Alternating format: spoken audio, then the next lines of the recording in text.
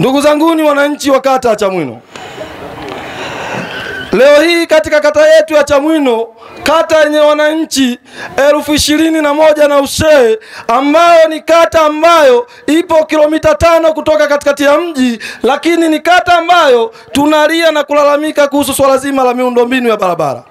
Swala zima la miundombinu ya barabara imekuwa ni tatizo ambalo linalolikera kata yetu ya Chamwino.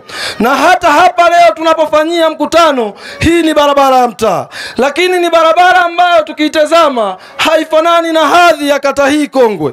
Kata ya Chamwino ni kata ambayo ni kongwe na ni kata ambayo inawapiga kura wengi, lakini imeshindikana kubadilika miundombinu ya barabara na kujengenezwa barabara za kisasa kutokana na uongozi wanaoongoza, wanaopata ridhaa ya kuongoza hawaendi kuisemea kero ya barabara za mitaa. Mtakaponipa ridhaa ya kuwa diwani wa kata hii ya Chamwino, nitahakikisha nalisemea swala la miundombinu ya barabara, kwa sababu ninajua hakuna kata ambayo inaweza kufunguka kiuchumi kama miundombinu yake ni mibaya. Swala la kuwa na makorongo katika mitaa yetu na sio barabara ni swala ambalo linanikera, maana limefunga uchumi wetu. Ndugu zanguni, tunazungumzia swala zima la miundombinu ya maji taka, yaani miradi ya SUA pamoja na maji safi. Katika nchi ambayo ina miaka 61 ya muungano, ni aibu kwa taifa letu sisi wananchi kukaa na kujadili swala la miundombinu ya maji safi na maji taka. Tunafahamu tuna watu ambao hawatendi kazi kulingana na nafasi zao walizonazo. Endapo mtakaponipa ridhaa ya mimi kwenda kuongoza, nitahakikisha maji machafu ambayo yamekuwa ni kero katika mitaa yenu, ambayo yamekuwa yakitiririka na kusababisha maradhi ya mlipuko kama kipindupindu na kadhalika, nitahakikisha ninarekebisha miundombinu ya maji taka ili isiwe ni tatizo katika kata yetu. Upatikanaji na usuaswaji wa maji safi imekuwa ni changamoto kubwa ambayo inasepelekea wananchi kuteseka na kupanga mafoleni katika mabomba pindi maji yanapotoka kwa mgao. Mtakaponichagua mimi kuwa diwani wa kata ya Chamwino, nitahakikisha ninafuatilia na kukomesha swala la upatikanaji wa maji kwa mgao. Sisi tupo katikati ya mji na ni miongoni mwa kata zenye mitaa michache. Kata yetu ya Chamwino inaundwa na mitaa 4, lakini ni kata ambayo ina wakazi wengi kuliko maelezo. Kwa hiyo swala la maji ni muhimu katika maisha yetu ya kila siku. Endapo hawawezi kutupatia maji tunavyohitaji, wanatupatia maji kwa kusuasua, basi wanacheza na afya zetu. Mitaro ya maji taka inafunguka na kuna sehemu ambapo mitaro hakuna. Ndugu zanguni, mitaro ya maji taka inafumuka, inaunganika na maji safi, ambapo swala hilo ya maji yakishachanganyika yanakwenda kusababisha maradhi.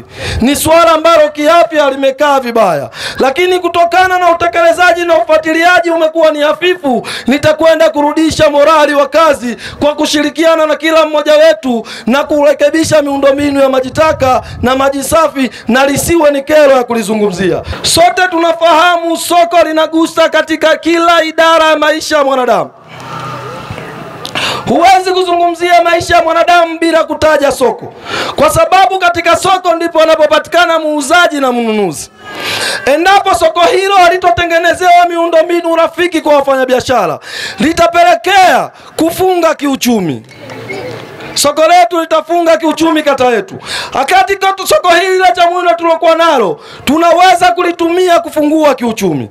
Soko hili nitakwenda kuliboresha liwe ni soko lenyeweza kufanya kazi masaa 14 na kuendelea.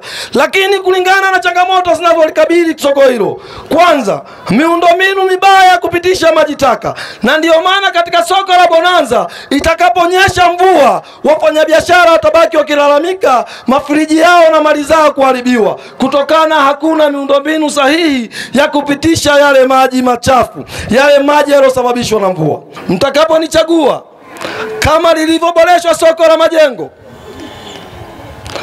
na masoko mengine kadhalika, nitahakikisha ninakwenda kuliboresha soko la Bonanza, kuwa na miundombinu safi, kuwa na taa na meza za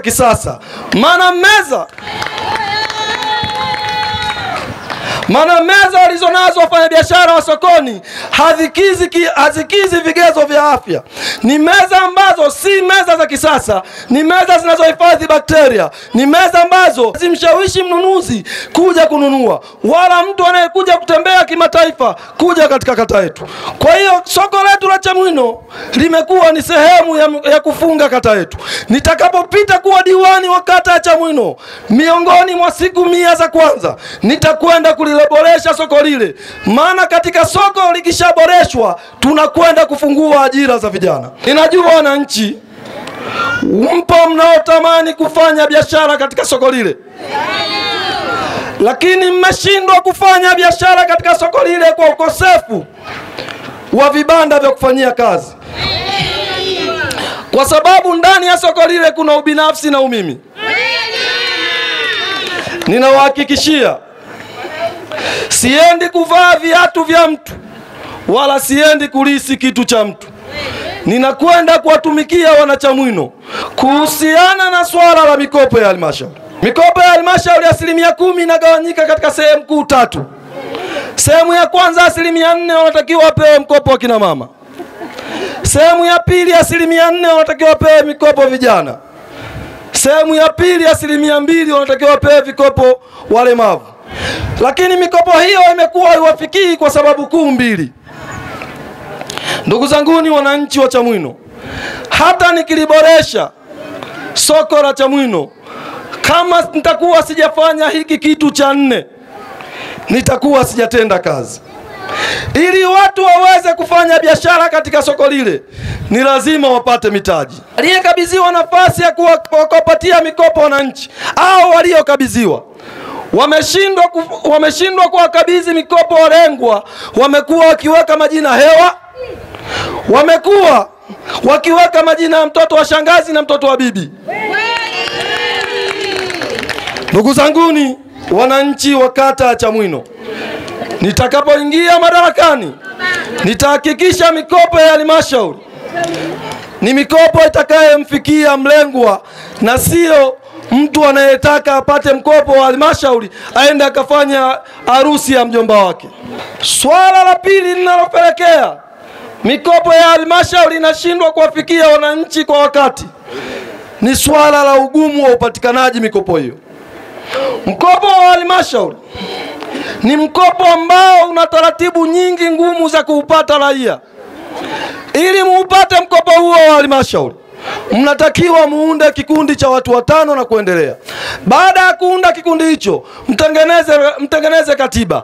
Baada ya katiba mkisajili. Baada ya kukisajili muende mkaombe, muende mkafungue account. Baada ya account wawafikirie, na wale wanaowafikiria wana watoto wa wajomba zao ndio wanaenda kuwawekea pesa. Nyinyi mliounda kikundi hampati. Ninapowaambia mfumo huu umekuwa na mlolongo mkubwa kiasi kinachowatesa wananchi, nitakwenda kupambana na kuhangaikia ninavyojua mimi kuhakikisha wananchi wa kata ya Chamwino wanapata mkopo huo kwa bila kufuata taratibu hizo ambazo ni taratibu ngumu zinazowachelewesha wananchi kupata mkopo na kuweza kufanya biashara.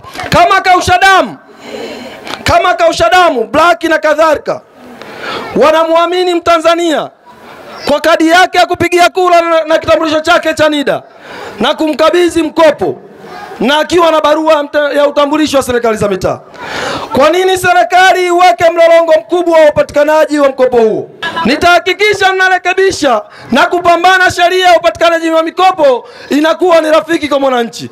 Mwananchi ambaye tayari ameshasajiliwa anapaka kitambulisho cha taifa na mpiga kura, atatumia kitambulisho chake ili kuweza kupata mkopo huo. Na nitahakikisha mwananchi huyo baada ya kuipata fedha asije kaenda kuitumia isivyokuwa stahili.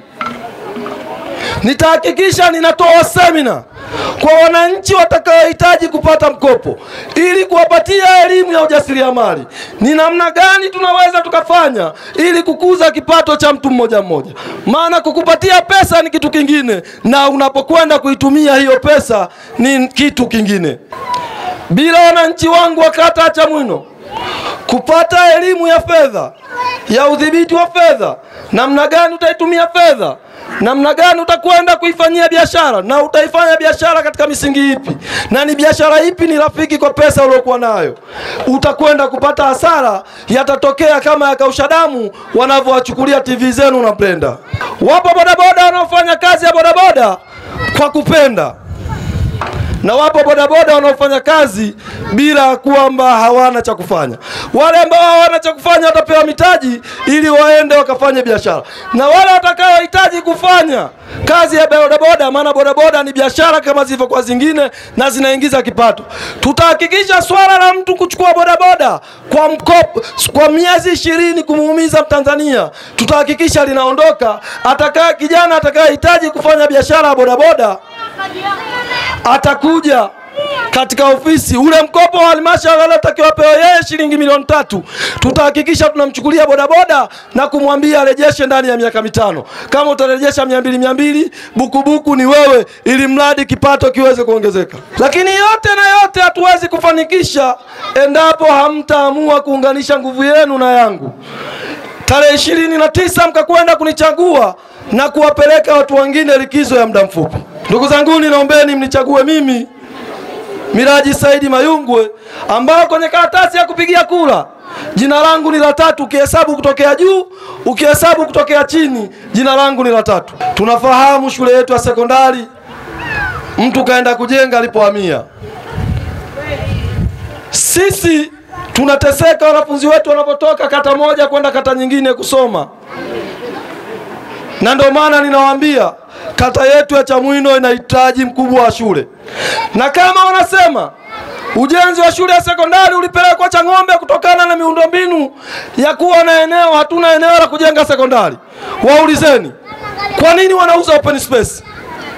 Zile open space hazifai sisi kujenga shule za sekondari?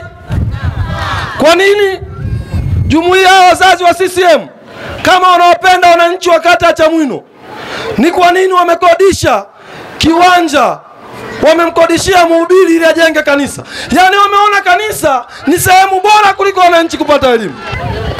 Hawa madalali walioitawala kata ya Chamwino ninawajua nje ndani. Ninajua maeneo ya open space walioyauza. Ninajua maeneo ya open space waliojimilikisha na chama chao. Kwa hiyo wafikishieni taarifa, waambie waswali na kuomba siku nitakazoapishwa kuanzia Eva Maria na kadhalika, ambazo ni mali za wananchi wa kata ya Chamwino, zitarejea mikononi mwao.